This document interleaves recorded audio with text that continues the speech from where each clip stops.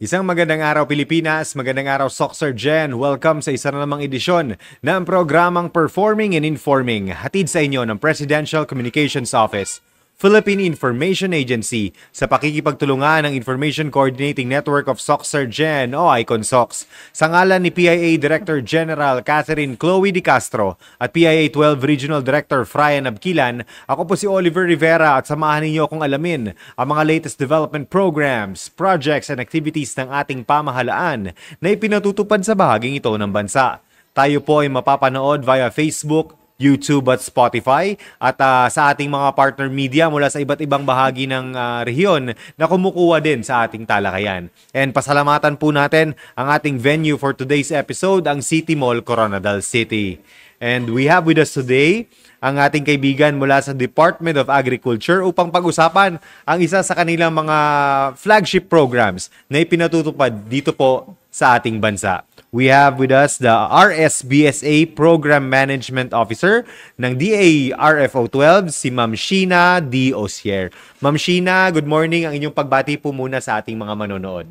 Okay, good morning Sir Oliver. Unang-una sa lahat, magandang umaga Soxer Gen at sa lahat ng mga kababayan po natin na nakatutok dito po sa programa ng PIA, saan mang dako ng bansa. Magandang umaga po sa inyo. And our RSBSA/RFFA focal person, Ma'am Janet E. Fernandez. Lubos po kami nagpapasalamat sa inyong imbitasyon para po ipaalam natin sa ating mga kababayang magsasaka at mangingisdang Pilipino yung mga programa po ng ating ahensya. Ma'am, usual natin naririnig si RSBSA, maraming nagpapasalamat ng mga magsasaka dahil po sa programang ito. Pwede po ninyong ipaliwanag, just a brief background kung ano po ang RSBSA.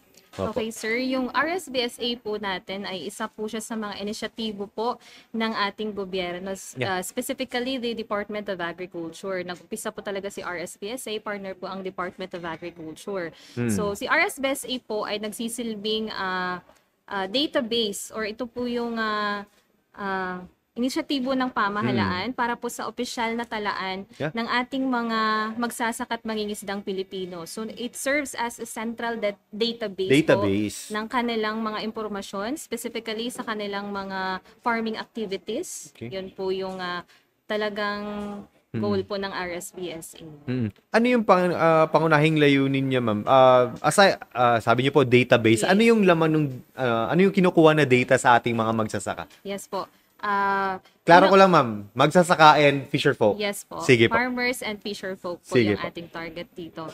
So yung objective po talaga ng RSBSA is to register those legit farmers po natin. Okay. Yung mga magsasaka talaga natin na may yung active talaga silang nagsasaka, nag-aalaga po ng mga hayop. And yung target natin dito is yung mga farmers. Meron po classifications kasi si RSBSA.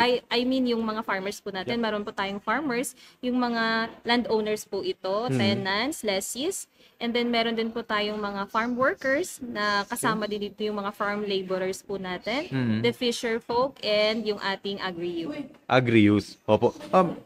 Paano naman po, ma'am, ginagawa ni DA yung registration?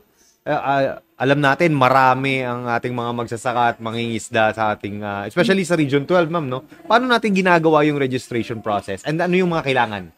Okay, unang-una po sa lahat, tatandaan po ng ating mga kababayang magsasaka at mangingisda yung mga eligibility requirements. So, una-una po dyan ay dapat itong ating farmer ay 18 years old pataas po sila. Okay. Yes, at mga active farmers po talaga sila, mga nagsasaka. And then, sa case naman po ng ating, kaya po na sinabi ko kanina, meron po tayong farmer, farm laborer or farm worker, fisher folk, or agri-youth. Yes, yung po. agri-youth naman po natin, as early as 12 years old, pwede na silang magparehistro. Ano yung classification, ma'am, ni agri-youth? Sino yung considered as agri-youth? Okay, yung mga magsasaka po natin na nasa murang edad na nag-engage na po sa farming. Actually, meron pong programa si Department of Agriculture. Yun po yung Young Farmers Challenge natin. Yes po, sila po yung mga talagang priority natin sa mga ganitong programa. Ma'am, ano naman yung mga kailangan ng mga documents para mabilong dito sa RSBSA? Okay, so yun nga po sabi ko kanina, Sige. unang-una po is yung 18 years old and above. Eligibility Po nila. Yes And po. then, next po niyan is kailangan ma-obtain nila yung ating RSBSA enrollment form. So, Okay. kailangan nilang i-fill out yung form. Yung form po natin is downloadable po siya Online via na. our Okay. website, the Department of Agriculture website po natin. Pero mas madali po kung lalapit po sila sa kanilang respective municipal agriculture offices. So doon po meron pong printed na Okay. RSBSA form. Kailangan lang po nilang i-fill out doon. And take note po sa pag-fill out po nila, dapat lahat po ng impormasyon doon ay dapat maisulat po nila. Okay. Dahil pag May kulang? may kulang po, ibabalik po yung form natin. So, next po dyan, i-prepare na rin po nila yung mga required documents. Okay. Kagaya po ng proof of ownership, kung talagang sila Titulo. po yung, titulo ng lupa or any agreement Yeah. na sila na po yung actual na nagsasaka sa sakahan. No? And then, photocopy po ng valid IDs. Importante po yun para doon po kasi sa ating encoding po kasi doon sila nagbe-base ng Yeah. mga personal informations po ng ating mga farmers doon po sa IDs na kanilang pinapasa. Once okay na ito, ma'am, ano naman yung process nila na after nila, saan ba ito isasubmit, and then may time frame ba para sa approval na mabibelong na sila dito sa database na ito? Okay, so hindi po doon nagtatapos yung registration natin, sir, ano? Okay. So yung sa level po ng LGU, doon po yung ating enrollment pa lang. Okay. So i-consolidate po ng ating local government unit, specifically the Office of the Municipal Agriculturist, Okay. yung mga na-fill out na mga forms, and then ipapasa po ito sa regional office. Yes, opo. Yes, after po mapasa doon na po magsa-start yung encoding. Yeah. Okay. Meron po tayong mga hired na mga encoders para po sa pag-encode ng kanilang mga impormasyon doon sa RSBSA enrollment form po natin. Ma'am, ano ba? Ibig sabihin ba na pag naka-register na ako dito or nasa database na ako ng RSBSA, automatic na may matatanggap ako mula sa gobyerno? Kasi Okay. yun yung mindset ng Yes iba po. nating mga magsasaka na nandun sa ground eh. Yes po. Clarify natin ito, ma'am. Sige po. Okay, so, yes po, usually yan po talaga yung expectation ng ating mga farmers, no? So, ipapaliwanag lang po natin na hindi po ibig sabihin na nagpa-enroll tayo, outright Yeah. po tayong makakatanggap agad ng intervention dahil po meron pa po tayong gagawin na validation. So, after po ng registration, sir, ibabalik po namin yung generated list Okay. from the central office. Yun po yung mga na-encode na ng mga list ng mga farmers, ibabalik po natin sa LGU, and then i-validate po nila kung ano po yung mga pwedeng intervention na makukuha Okay. ng ating mga kababayang farmers and fisher po. Ma'am, sa inyong tala po, sa implementasyon ng programang ito, ilan na po ba yung mga nakaregister sa ating database sa Region 12? Okay, so yung latest na data po namin, nasa 521,149 Okay. registered farmers na po tayo. Since kailan ito nag-start, ma'am? Actually, yung RSBSA talaga ay nag-start siya 2012. Okay. Pero na-enlarge po siya sa mga regions, specifically dito sa Region 12 is 2020 na po. 2020 na. So, Yes from po. 2020 to 2025, 521,149 na. Yes po. Opo. May breakdown tayo nito, ma'am. Ilan yung palay, cord, chickens, and then, sige, isa-isahin natin. Yung profile, ma'am. Sige Okay po. po. So, sa ating base sa ating data po, yung pinakamaraming farmers po natin, no? Yung top commodity kasi natin dito sa Region 12 is the palay or the Palay ba rin? rice. So, Okay. yung may pinakamaraming registrants po natin ay rice farmers, Okay. followed by the corn farmers and chickens. Yun po yung mga Chickens. nag-aalaga. ng- Poultry. Yes, Okay. poultry. Specifically, okay. So, sa ating, sa ating tala naman po, yung may pinakamaraming registrant, syempre yung may pinakamaraming munisipyo, no? Yeah. The Cotabato Province. So, Opo. meron po silang total na 184,943 RSBSA registered. At sinundan naman ito ng ating mga magsasaka from Sultan Kudarat na meron pong 143,775 RSBSA registered, followed by the South Cotabato, 101,179, and yung may pinaka-konti po na munisipyo, the Sarangani Province, 19. yun po ay 91,252 RSBSA registered. Ma'am, doon naman po sa pansin natin, mas marami si Sultan Kudarat kay Southcott. Yes po, sir. Ano po kayong reason natin dito na? Opo. Kasi sir, si Sultan Kudarat, although marami pong population yung Yeah. South Cotabato, no, specifically di Coronadal. Mm. Pero Okay. mas marami pong active farm areas or yung mga aktual na mga sakahan itong Sultan Sultan Kudarat. Kudarat. Marami po sila. Specifically the rice. Yes po, marami pong rice areas and other commodities naman po sa Sultan Kudarat. Opo. Ma'am, dito naman po, ano yung mga pangunahing accomplishments natin sa Region 12 pagdating naman po sa RSBSA program? Kasi since 500 plus thousand yung nasa database natin, ano yung mga interventions na na-provide natin sa kanila? Okay, so Sige dahil sa RSBSA, nagkaroon po ng parang napabilis po. Yeah?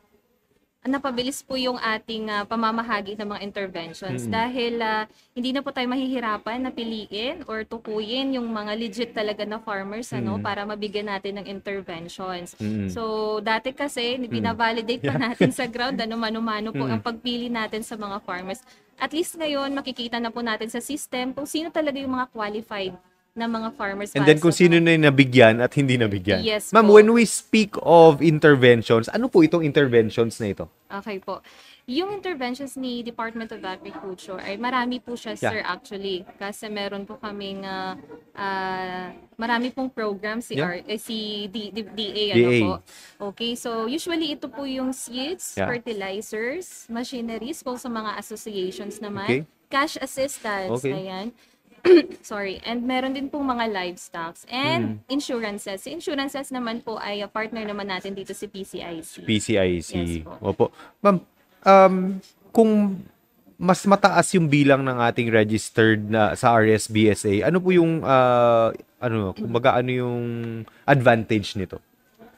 Kung mataas, sorry, kung sir? mataas yung bilang ng registered natin na mga magsasaka, mas malalaking porsyento po yung maaalat na natin na budget para sa kanila? Ganun? Yes, sir. Yun po, sir. Pag madami po tayong beneficiaries, syempre tataas din yung mga proposals po natin sa intervention na ipamimigay po natin sa ating mga farmers.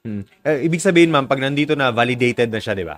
Yes So, po. mas madali na din yung profiling, georeferencing, and then, yung data cleansing and validation, kumbaga, automatic na siya. Yes po, sir. Actually, yung ating RSBSA pala, i-add-on ko lang siya, sir, no? Si RSBSA, madalawa po siyang components. It is the profiling and the georeferencing. Si profiling, dyan po nangyayari yung proseso ng pag-register nila, enrollment, and counter-checking ng kanilang mga data. And then si georeferencing naman is napakagandang component ito ni RSBSA dahil bumababa po dito yung ating mga field assistant para po i-validate on the ground kung sino talaga yung mga legit na farmers. So, Kasi, may validation pa rin talaga nangyayari, Yes ma'am. po. Hindi na, porque nandoon ka na sa database, sure ball na mabibigyan. po, So, may sir. validation pa rin Yes na po, nangyayari. sir. Sige. Dahil from time to time, meron pong mga updating si farmer So, through our field assistance, yung georeferencing activity po natin, nababalidate po natin sa ground kung talagang itong si farmer is actual talaga na nagsasaka. Especially itong ating may programa tayong RCEP-RFFA. Sige po. May mga farmers kasi dati na meron silang sakahan and now nabenta Wala na na. nila, ganun. Pero nakakatanggap pa rin sila ng intervention kasi hindi na-update yung kanilang status doon sa ating database. So, yun naman, mas malinaw at transparent na talaga yung pamamahagi Yes, natin ng assistance through RSBSA. Parang nagiging siya, ma'am, parang one-stop registry. Yes po, sir. Opo.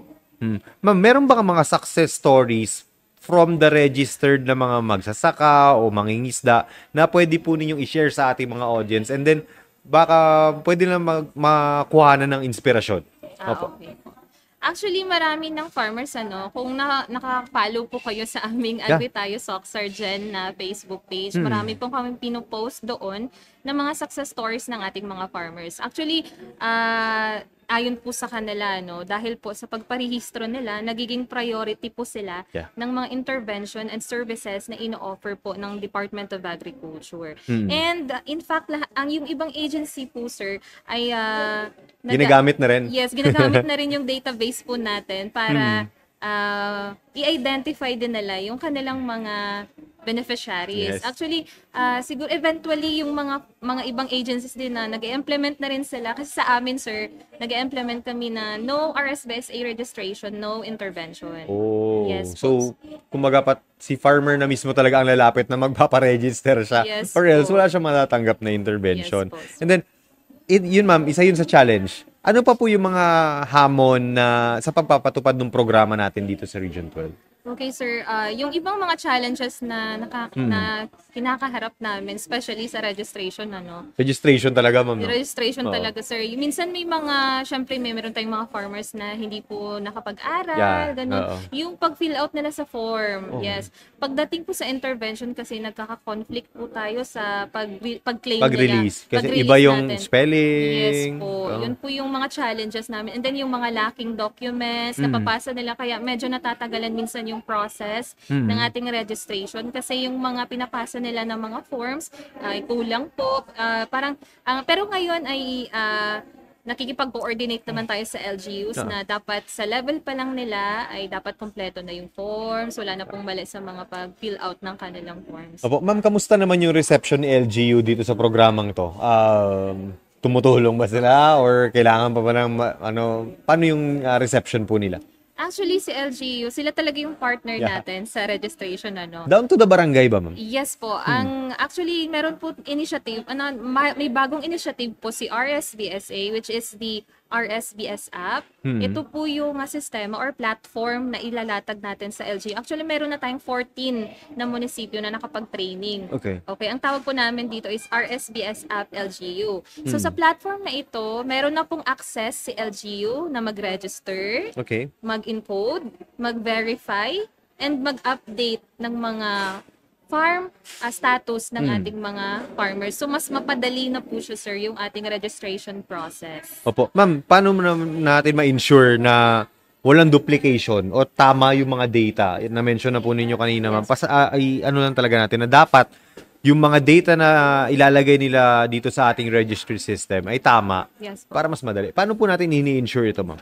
Okay, so yun ang nasa level po ng encoding and validation process natin, sir. Mahigpit po itong sinusuri ng ating mga encoders, no? Okay. And then sa level po ng LGU, meron na po tayong mga instructions and nagpro-provide naman po kami ng mga technical assistance para po na sa level pa lang po nila ay nasusuri na po nila kung tama ang mga data na pinoprovide po ng ating mga farmers. And then, syempre po yung using of the unique identifiers, yung mga Yeah, names, names. birthdays po nila, dapat tama po yun lahat at tugma po doon sa valid IDs na kanilang pinapasa. Opo. Ma'am, yung mga next steps naman po ng program kaugnay sa RSBSA na dapat abangan ng ating mga magsasaka dito po sa Region 12. Okay, so una, patuloy pa rin po yung ating registration campaign, And actually, gumawa rin na rin po kami ng aming sariling Facebook page, Yeah. the RSBSA Region 12. Oh, Opo. like and share. Like and share the RSBSA Region 12. Yeah. So,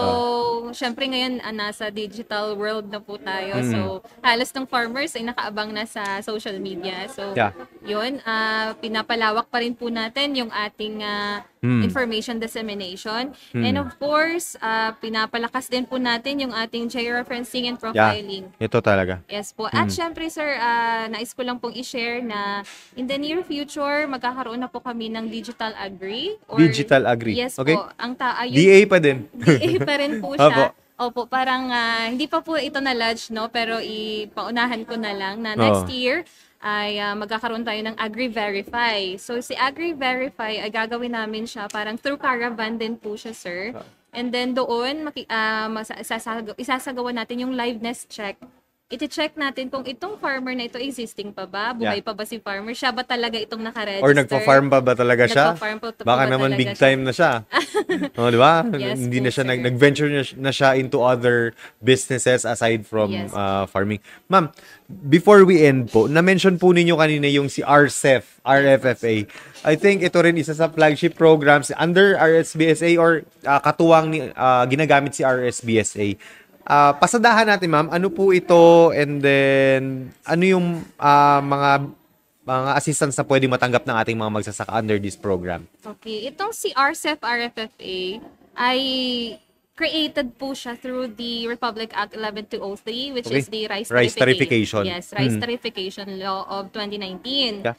So, si RFFA po ay nanggaling po siya sa excess tariff na nakolekta po natin sa importasyon ng bigas dito po sa ating bansa. So, Okay. ibinabalik po natin yun sa ating mga rice farmers. Now, Okay. sino po yung mga target beneficiaries natin sa RCEP RFFA? Sila po yung mga rice farmers tilling 2 hectares and below. So 2 hectares and below, yun lang yung pasok sa RCEF. Okay? Sa RFFA po. RFFA. Yes po. Pag 2 hectares above, wala na. Hindi Wala siya na pwede. po. Disqualified na siya. DQ yes na siya. po. Sige po, ma'am. Tuloy na. Okay. Yung bakit po 2 hectares and below? Kasi po, nagtatanong sila, bakit yung mga big time farmers po ma'am hindi makakatanggap? Okay, explanation po dyan is, yung ating mga smallholder rice farmers po kasi, sila yung mga talagang naapektuhan ng rice importation dito sa ating bansa. Syempre, Correct. 'di ba? Kasi yung kanilang mga capital sa kanilang pagsasaka ay konti lang, maliit lang. So sila yung mga target beneficiary po natin.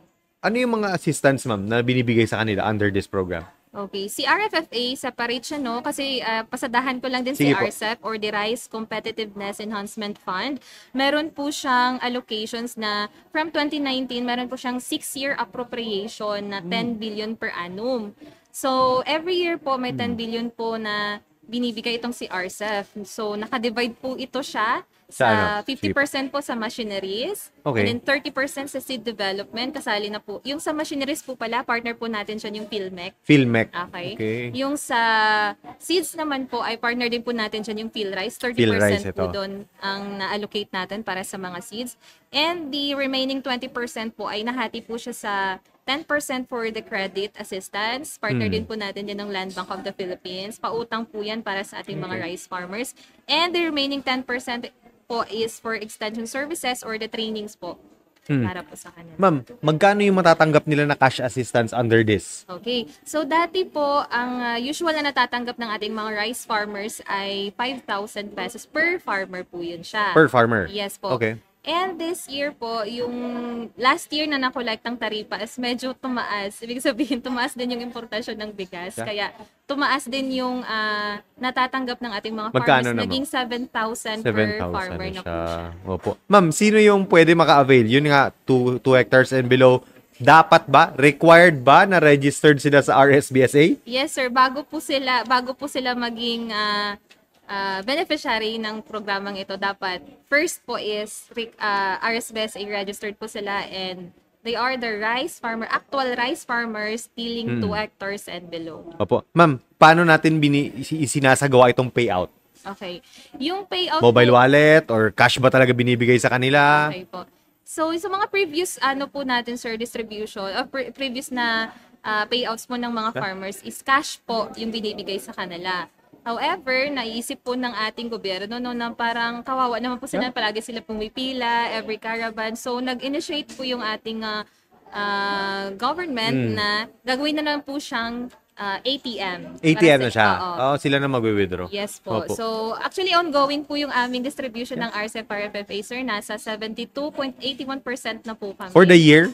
Yes po. Opo. Ma'am, ilan na yung accomplishment natin? And then breakdown natin siya. Sige po, para malaman ng ating ng publiko na meron pong ganitong programa si DA. Sige po. Okay po. So, sa ating RCEP RFFA, sa probinsya po ng Cotabato, meron po tayong total na 60,098 Okay. na Beneficiary. beneficiary. Okay? So, 2 munisipyo pa lang po yung natapos natin sa Cotabato Province, ano? So, yung total number of withdrawals, yung mga nakakuha na, naka-payout na. Meron kasi tayong, sir, na through caravans, meron Okay. din pong branch payout. Okay. Yung mga nauna na po, yung mga naka-withdraw na sa branch nila, and then pumasok na po sa kanila. So monitored na rin ni DA Yes kung po. withdraw mo ba o hindi. Yes Sige po, po. sir. Okay, so nasa 36,938. Opo. Ma'am, anong munisipyo to? Itong dalawa sa North po. Yung sa Cotabato Province po Yeah. ay natapos na natin yung Kabakan and Matalang. Yeah. And then yung iba ongoing pa rin. Yes po. Actually, ngayong araw till Friday is yung ating Sarangani Province. Oh, sige po. So, doon po ay Ilan na, ma'am? Sa Sarangani Province, hindi pa natin ma-account, sir, no? Kasi Yeah. ngayon po yung first day nila doon. Mm. So, apunta po tayo sa South Cotabato.